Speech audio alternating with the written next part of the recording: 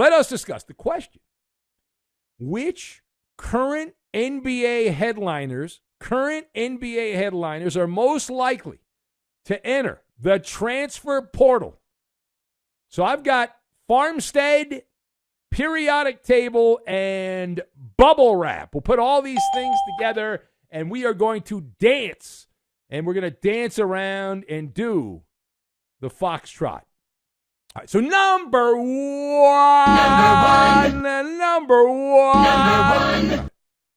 Looking into my trusty crystal ball, I've got three Musketeers. Not the candy bar. I've got the three Musketeers.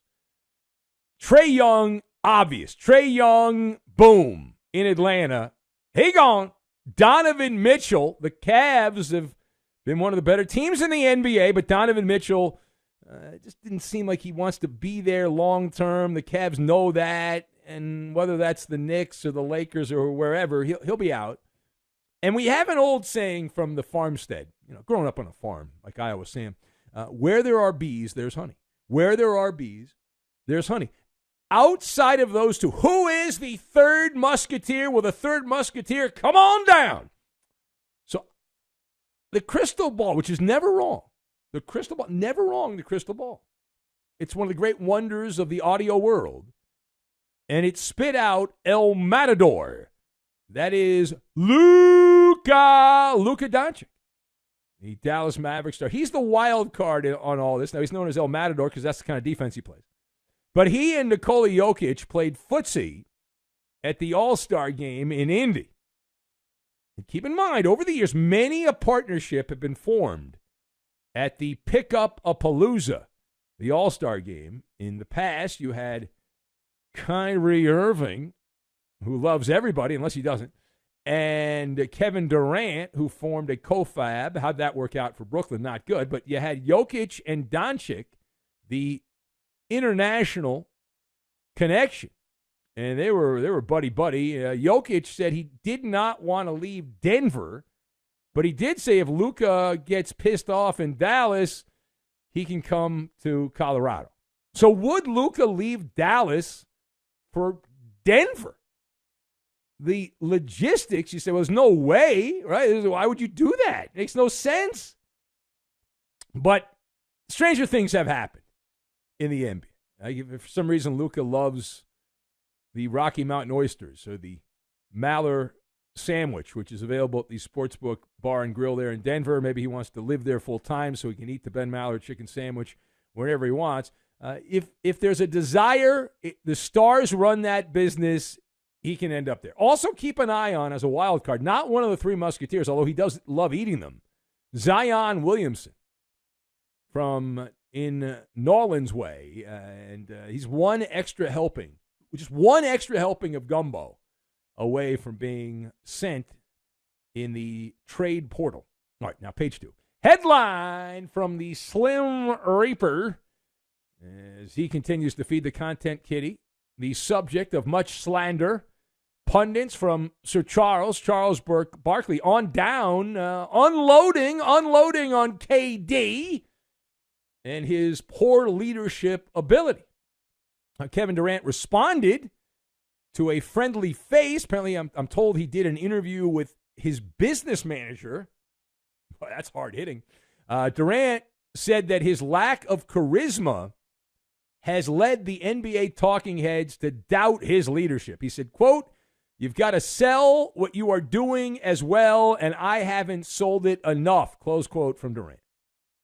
So Kevin Durant, one of the big faces of the NBA for a number of years here, he believes his lack of charisma causes skepticism about his leadership in the media. Do you buy this? So I'm going to answer it this way. I am confused, right? I'm confused, and here's why. Because Durant admits that he has a lack of charisma, which on this side of the microphone, I don't know about where you are, but on this side, that is a confession. That is self-incrimination.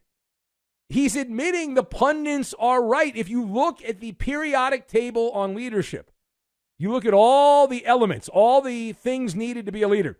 Among those are respect, self-awareness, communication. All there. But leadership includes those things and having people buy in. And Durant, his lack of self-awareness, and I would argue communication, do make him a poor leader. He admitted to it, but he made it seem like, well, the media's wrong, but it's, come on. All right, thanks for your confession. All right, final point. Headline from the Boob Tube. A made-for-TV drama-o-rama playing out this week. Former NBA player turned talking head JJ Redick, who was a great shooter for 3 quarters. Just don't ask him to make a big shot in the 4th quarter. JJ Redick unloaded on his former coach, Doc Rivers. OMG. Redick ripping the good doctor, not a doctor, by the way, Doc Rivers, Glenn Rivers, for, quote, always making excuses. And he said this in the context of the Milwaukee basketball team having some issues.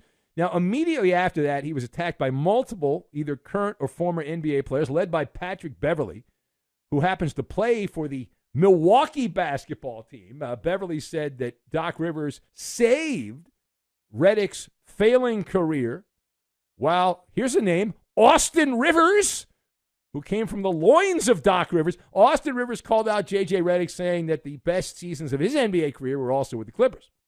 And there's many more. That's just a sample. So why is J.J. Redick, of all people, who rarely says anything that interesting, why is J.J. Redick getting so much heat for ripping Doc Rivers? Why would that be? All right, so I'm going to answer it. Because Redick, even though he's not swinging the lumber around, he's saying the quiet part out loud. And it's one thing when a blowhard like me gets on a microphone, your favorite overnight gas bag, and takes a shot at Doc Rivers. What happens? You just dismiss it. Well, you're on overnight, sir. You don't know what you're talking about. You're an outsider. Well, J.J. Redick isn't an outsider. He's part of the fraternal order of pro bouncy ball. He's part of the brotherhood of the NBA. He's mainstream. And you got a mainstream guy who knows Doc Rivers, played with Doc Rivers for a number of years in the Lob City Clipper days. And here we are. Doc he's out there, and he's covered in bubble wrap, and JJ's popping bubbles. And Doc Rivers is like, wait a minute, I'm the Teflon Don. Doc, in NBA media circles, is coddled like a newborn.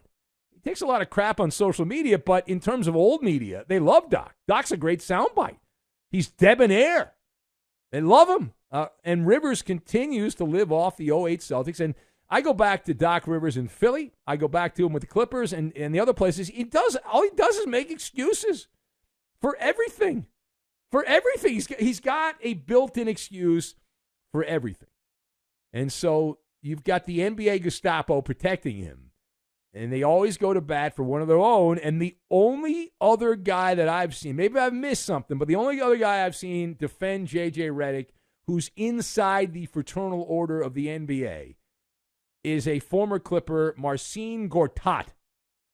Marcin Gortat, who I also played in Washington, but he agrees with J.J. Redick's take on the good Doc Rivers.